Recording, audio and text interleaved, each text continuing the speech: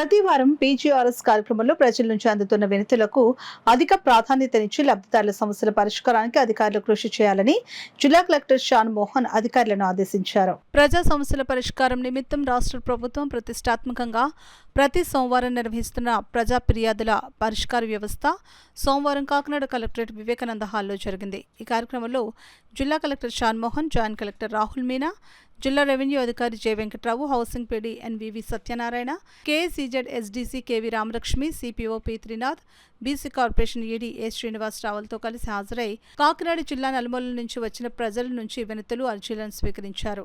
ఈ అర్జీలను ఆయా శాఖల అధికారులకు సూచిస్తూ వాటిపై సత్వరం సమగ్రమైన, సంతృప్తికరమైన పరిష్కారాలు అందించాలని అధికారులను ఆదేశించారు.